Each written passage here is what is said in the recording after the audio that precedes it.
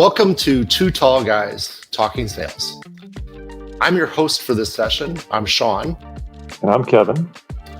And together we're going to talk about a unique problem that you might be having in your sales process and your sales world. This 15 minutes is designed for salespeople, sales managers, and CEOs of the company that are trying to increase their revenue and trying to be more productive in your sales processes. So let's get started. Sean, I'm thinking about a CEO lecture that I was giving the other week, and I was in that lecture or in that discussion with these CEOs, we were talking about leading indicators and lagging indicators. And I use this analogy, and I hope it lands well here. But when I'm thinking about leading indicators and lagging indicators, it's all about key performance indicators.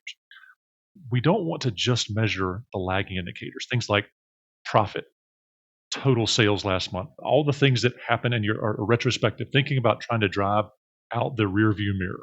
We want to look out the windshield and see beyond the headlights. But I gave this analogy. KPIs are like marriage. The measurable is not waking up every morning going, am I married yet as a single person? The KPI is, am I doing the right things over time to build relationships that return a marriage? Am I doing the right things over time to attract the right person to me that will result in not a shotgun wedding? Because if the only measure you have in that analogy is the end game, i.e., the marital vows, then you're kind of left with this weird kind of day-to-day activity of am I married yet or not, which is not the right thing to measure. Same thing in sales. KPIs are not about only the number of deals you sold. It's about, am I doing the right behaviors over time? Am I prospecting? Am I cultivating relationships? Am I building community in my existing clients? Am I doing all the other things, the leading indicators, regularly? Completely agree. I'm not going to give marriage advice on this podcast because I don't think I'm qualified to do that. I've only been married once and still married to the first person who married me. I've been lucky in that regard, but I don't feel qualified to give marriage advice. I do think, because I've been in a lot of sales companies and I've been doing sales for a long time, I do think it's important, though, to have KPIs for salespeople. I think what you're saying is exactly true. Those KPIs can't be 100% looking backwards. Now, sure, how are we doing in our revenue goal for the quarter, for the year? That's an important KPI, and we should absolutely be looking at that. There's no question. We need that dashboard, that scorecard to see what's the score right now. But we also need to look ahead and say, what are we doing to generate business? And most of the KPIs that the sales manager should be talking about with the salespeople. And if the salesperson has a poor sales manager, then the salesperson has to do it to themselves. And that is, most of those KPIs have to be very focused on creating an environment for developing sales. Several months ago, you and I did a CEO workshop. And for those people that aren't part of our CEO workshop series, our CEO workshop's about an hour long. It's a long format where we do slides. We actually have video, so you can see what Kevin and I look like. And we present a topic. One of those topics was dashboards for CEOs. So it was a pretty good event, and I think that it'll be valuable for people to find that. I'll put it in the show notes so you can go look at that on LinkedIn and watch that video. But in that, I talked very little about what are we doing in the past and much more about what's going on in the pipeline today. What are our activities? How are things going? And how are things going as far as finding new customers and making customers bigger? That was the whole goal of that dashboard, and I think that's an important thing to talk about and realize. I also want to talk about, let's dig into this a little bit if you don't mind, how can KPIs be different for salespeople that are brand new into the company, maybe brand new into the profession, compared to veteran salespeople? Let's just say veteran salespeople that have been with that company for a long time. Let's not say veteran salespeople that are brand new to the company, because I think that's a third subject as well. That's an interesting breakdown. We've got new to the profession, salespeople. We've got new to the company, salespeople, meaning could be veteran. And we've got new to the industry, which could be a veteran salesperson that is switching. All of those things, all those people have different needs. Some are going to come to you and not have good sales behaviors. Their sales operations behaviors are going to be lacking, not because they're bad, just because they're new. So early versus emerging versus mature kind of behaviors. And that's really key to know and be able to understand as a manager. If you've got a diverse team, whether you've got 300 salespeople in your organization, it's really important to note how you're meeting their educational needs and how you're meeting their key performance needs. Because somebody who's been in industry with your company or with a competitor for a long time, they know the lay of the land. The challenge for us is onboarding them to our culture and measuring their performance now as we determine, as we metric success.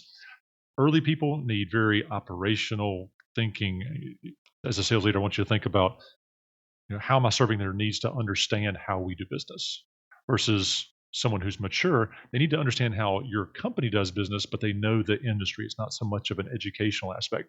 Measuring the inputs is different for each of those.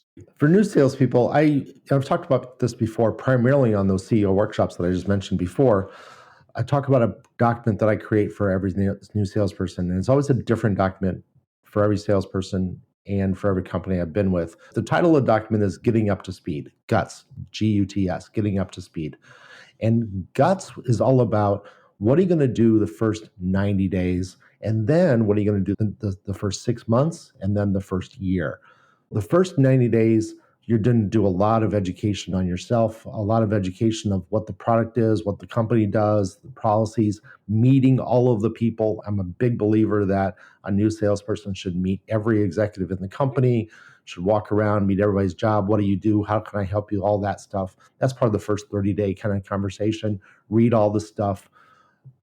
As a manager, I now need to build that into how are you going to sell this? And do they have those skills? Now, if it's a brand new salesperson that maybe they've only had one sales job before, maybe they've had no sales jobs before, I'm going to have metrics about learning how to sell. I'm going to break down that sales process. I may actually send them to a sales training session. I particularly like the RAIN group. I think you like RAIN group as well. I'll send them through a sales training session on how to do sales, but I'm going to accompany that with coaching because training without coaching doesn't work. Training just all by itself just kind of falls apart and doesn't go anywhere. The real advantage of the RAIN group is it's training combined with my coaching. And I teach them, okay, we talked about this. Now, how are we going to use this day in and day out? I'm going to translate those into KPIs for that salesperson. Now, that brand new salesperson that's never sold before or still has green skills, I'm going to have different KPIs for that person than I am for the veteran salesperson. However, as I said earlier, that veteran is still going to have to learn if under my tutelage. And I want him to learn about new techniques, new things that are out there. The world has been turned upside down about artificial intelligence. If you don't think you have new things to learn about artificial intelligence, then you are living in a box right now. You're not being realistic about your goals, not being realistic about what's going on in the real world. There is always something to learn. And I put KPIs for new salespeople and older salespeople on what have you learned, how are you growing, how are you getting better in your profession on a regular basis. How are you getting better? I love the approach to leading with that servant heart. How are we getting better at our craft? How are we getting better at our relationships? And what are we doing in the interim? Activity measures. I'm going to throw a hand grenade right here in the middle of our conversation because you and I tend to agree on a lot of stuff, but I'm going to throw a hand grenade here. I don't believe activity measures are super important. Now, for those of you, since you're listening here, I'm putting an asterisk beside this. This is a Hall of Fame asterisk kind of moment. I'm not talking about don't send emails, don't do cold calling, don't do that. I'm saying, hey, if all we're measuring is the number of emails we send or the number of cold calls we make, the dials of sorts, that's the wrong measure, right? The activity measures we're talking about here and that I'm pushing back against is not just doing the smile and dial kind of activities. I'm talking about doing the well researched, planned prospecting call will far and away outperform any of the mass emails you can imagine sending. Activity measures for new salespeople. I'm looking for the yes, no, the binary. Are they doing the behavior? Versus a veteran, hey, what are the words you're using and how can we improve those so you can get better utilization for your time? A veteran salesperson has the same amount of time in a day that we do, and typically they get better results when we help coach them on the nuances, the fine tuning of their efforts. There was a study back in the 90s and early 2000s around how much actual sales time a salesperson has with customers.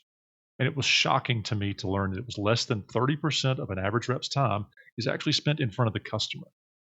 For new salespeople, it's much less than that. But for veterans, if they're teetering in that 30%, if we can get them to 35 or 40% of their time in front of salespeople, we can really put rocket fuel on quotas and performance and enterprise-wide excellence. Finding those relevant activity measures is really useful. Now, Sean, I want to punt this back to you because you've got a lot of insight when it comes to mentorship and collaboration. We've been doing this for a long time, but pairing people together is something you have a lot of experience with. I'm a firm believer in mentorship and coaching between people. I love it when a new salesperson can ride in the shotgun seat, to use an old term, with that veteran salesperson and go out on sales calls together. I love it when they can talk about deals together. They don't need me to talk about the everyday things. They need me to oversee it potentially, but they don't need me to do it. And I think there's a lot of learning that can happen between a veteran salesperson and a new salesperson just on that one-on-one exchange. I also think it's really important that you take your veteran salespeople and in your L10 sales meetings, L10 is a EOS term, obviously, but in your weekly sales meetings, you take that veteran salesperson and you have them present on a topic that would be good for everybody in the sales organization. And remember, your sales meeting is not just about salespeople, but maybe marketing's there, maybe your inside salespeople are there, maybe your sales ops people are there, your revenue ops people are there. But what can that veteran salespeople teach other people and about activities, about things that are happening in the industry that they have seen and tricks and techniques that work and don't work? I think that's a great way of doing coaching. But I also think you can do that for the young salesperson because that young salesperson has value and they need to understand that they have value. And they can also present at the sales meeting on a topic. You might have to coach them a little bit. You might have to work with them a little bit to get them to fine tune that topic and really be on point. But it's a great confidence booster to do that, to put them on stage and say, you present to the team on this subject. And maybe it's on a new tool, maybe it's on a new technique, maybe it's on a new feature of the CRM system, whatever the case may be. But make them a hero, and that's part of it. And that's part of the KPIs. The KPIs should be how many presentations did you do? How many ride-alongs did you do with other salespeople to make yourself better? That's part of the sharpening the saw capability that's important that we should be watching for in our KPIs. Let's talk about building that system of KPIs and cross-pollination, collaboration in our sales organizations. If you're a leader listening to this who does not have that currently in your sales system, start here. Have one quarterly sales meeting. We're just starting the latter part of the second half of this year. Have a sales meeting where you have everybody come in and present your capabilities presentation to each other. And you can do that in small groups. If you've got a really big sales team, break them into smaller sales team. But you're trying to have iron sharpen iron here. Have everyone present to each other. The goal here is for the sales team to see new and different ways of presenting those core capabilities, your value proposition. If you've got a small sales team, have somebody present the value proposition, a capabilities deck, a closing meeting, a scoping meeting. Take all your different pieces of your sales process and present with the goal of moving that prospect to the next stage of your sales process. These kinds of events can help iron sharpen iron and also birth new opportunity for new discussion. When I see my peers do presentations about sales consulting, I learn something because they have their own method and backstory for getting better results. Sean, we're right here at the top of our 15 minutes. And I tell you what, I love KPIs. I'm a KPI nerd, which also equals I'm a spreadsheet nerd. This stuff really resonates with me. I want to thank you for teeing this up. And I love the idea of thinking about new people to our industry, people who are in industry who are growing new skills, and people who are new to our company who are veterans of industries. Those people need to be treated differently because they'll excel differently. And And that's a wrap. Thanks again for joining Kevin and Sean on Two Tall Guys Talking Sales. Tune in every Tuesday, or when our podcast drops every Tuesday at 4:30, wherever you consume your podcast. And don't miss our monthly CEO workshop, where we unpack some of the big CEO questions facing your business. Until next time, we're looking forward to seeing you. Happy selling.